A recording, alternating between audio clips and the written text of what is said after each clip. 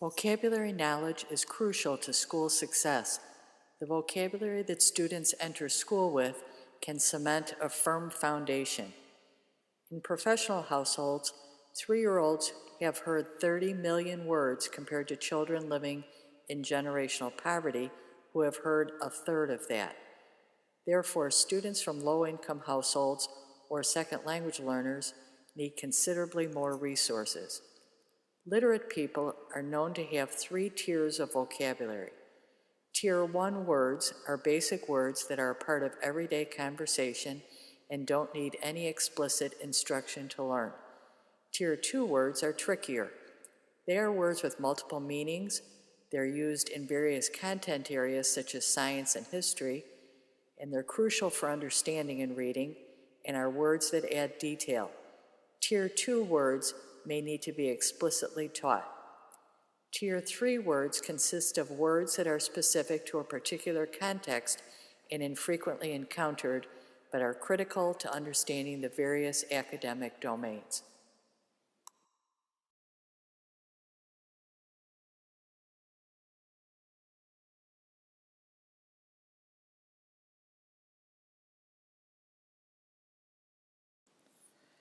Memory can be divided between declarative and non-declarative.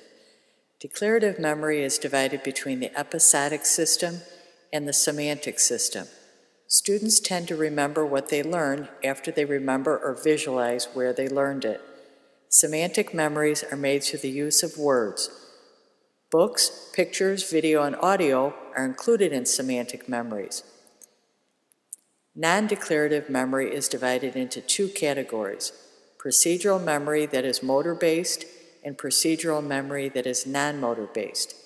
Your ability to drive a car is an example of a motor-based procedural memory. You can do it without conscious thought. Letters and sight words are learned through procedural non-motor memory. The patterns are learned initially in the short-term memory in a visual way and then move into long-term memory, freeing up space for more working memory.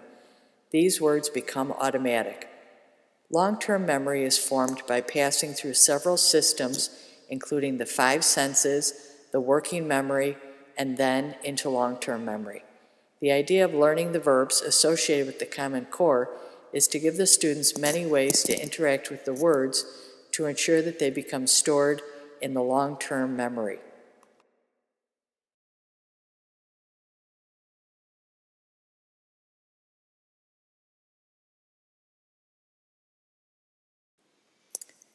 Here's the Marzano 6-step process for teaching academic vocabulary. The first step is that you, the teacher, would provide a description or an explanation or example of the term. If students are English language learners, you probably also want to make sure that you have a picture or a drawing or a video showing what the word means. Next step is to ask students to restate the description or explanation or give an example in their own words so that it comes from within them. The third step is to ask students to draw a picture or a graphic representing the word. For instance, the word analyze can be represented by breaking down, showing something being broken down. So a tree being knocked down would be a good representation for analyze. The fourth step is to engage the students periodically in activities that help them add to their knowledge of the terms in their notebooks or wherever it is they're recording their vocabulary learning. And then periodically have the students discuss the terms with one another. And the sixth step is to periodically involve the students in games that allow them to play with the terms. Those are the Marzano 6 steps.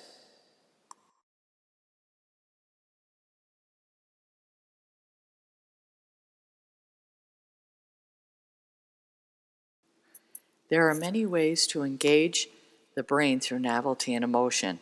This recording shows students doing the verb chant included in the book teaching the critical vocabulary of the Common Core.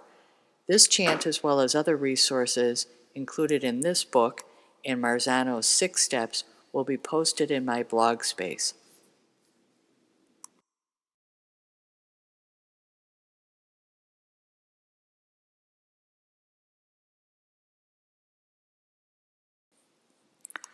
There are many resources that I've included on my blog page that help students to master these verbs.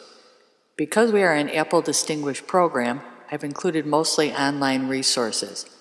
While I created a physical word wall in the hallway of our school and believe in the power of the visual, there are also online word walls available.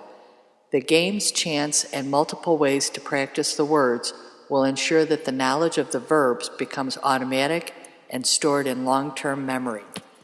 Have fun!